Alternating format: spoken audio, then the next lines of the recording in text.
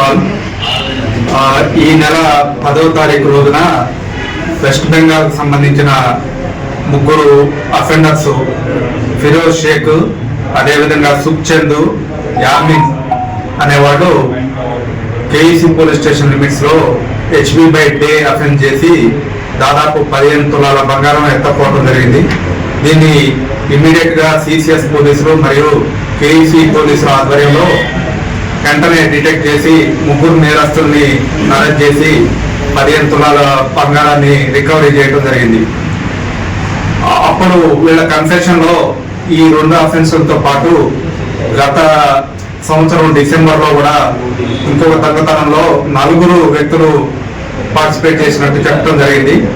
ఈ 3 వ్యక్తులు దగ్గర నుంచి రికవరీ చేసి వీళ్ళని అరెస్ట్ చేసిన తర్వాత సిపి గారు, అదేవిధంగా సెంట్రల్ జోన్ DCP గారు మరియు CCS ఆఫీసర్ల ఇన్స్ట్రక్షన్స్ మేరకు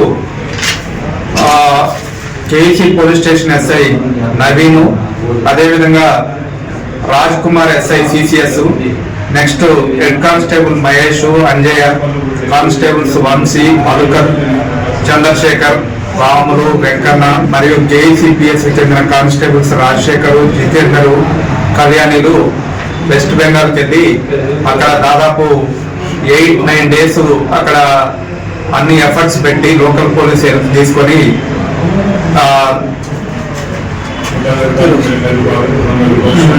ఈ ఫిరోజ్ ని అక్కడ అదుపులోకి తీసుకుని అతని దగ్గర నుంచి ఒక 6.5 తులాలు గోల్డ్ రికవరీ చేసి అక్కడ కోర్టులో ప్రొడ్యూస్ చేసి ట్రాన్సిట్ వారెంట్ మీద ఇక్కడ తీసుకురావడం జరిగింది.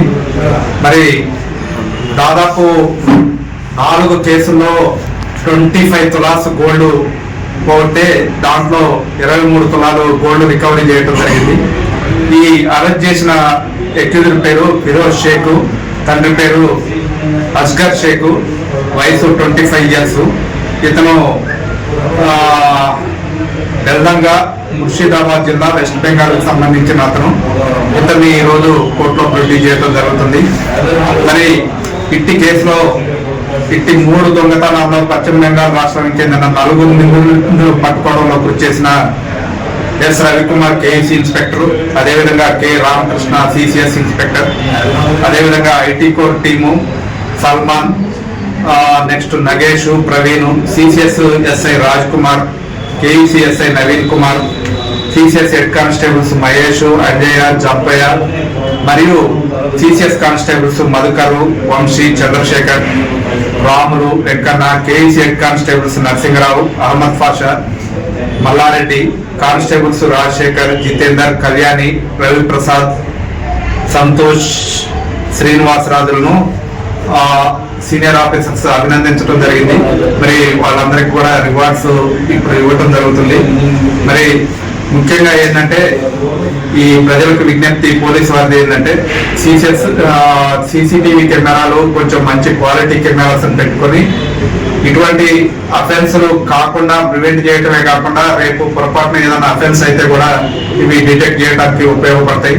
అదేవిధంగా ఎటన్నా ఊర్లకు కానీ ఎటన్నా ఇంట్లో ఎక్కువ రోజులు ఉండే అవకాశం లేనప్పుడు వాల్యుబుల్స్ ఏమి ఇంట్లో లేకుండా చూసుకోవాల్సిందిగా కూడా విజ్ఞప్తి చేస్తున్నాం. నెక్స్ట్ మరొకసారి ఈ 4 కేసుల్ని డిటెక్ట్ చేయడానికి ఎవరైతే ఈ పోలీస్ బృందం ఉందో వీళ్ళని మరొకసారి అభినందిస్తూ థ్యాంక్ యూ అన్నారు.